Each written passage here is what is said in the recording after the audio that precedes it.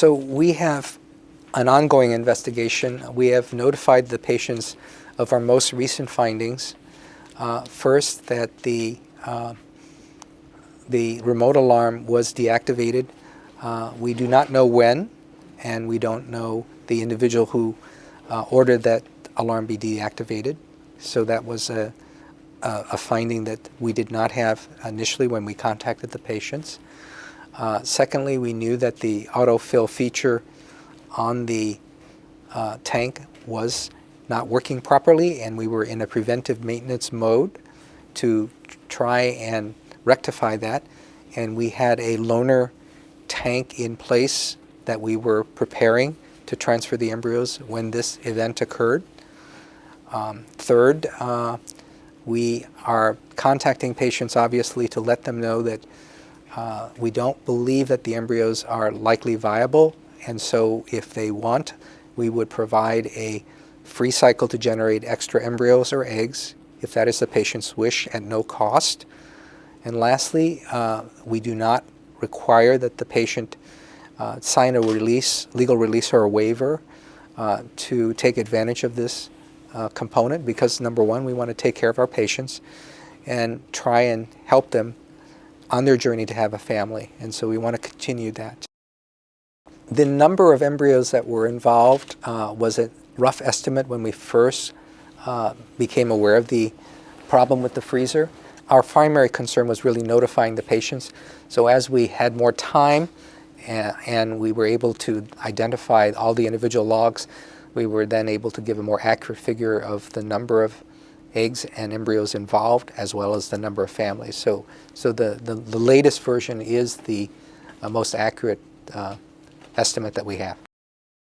So first of all, we have continued to conduct our IVF program as we have. This storage problem is on the back end in terms of long-term storage.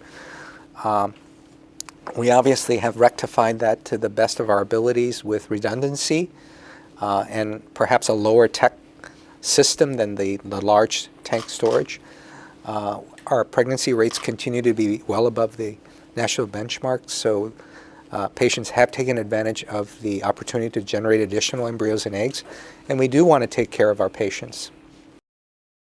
We will share our findings and information with our patients first, and also with professional societies. It is our hope that we can establish some long-term guidelines from this entire very tragic event, and it is one of our goals, hopefully, to be the best we can be for our patients.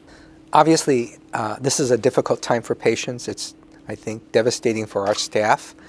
I think the staff in time will certainly work through that and as we take care of patients, and I think that will help.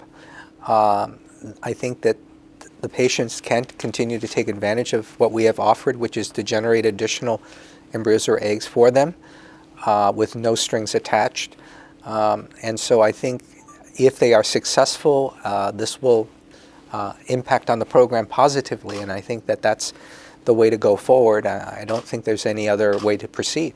We were not aware that there would be any kind of real impact on patients themselves until this event occurred. So it would be very difficult to have these kinds of little updates because it would make no impact on the patient one way or the other if this event had not occurred.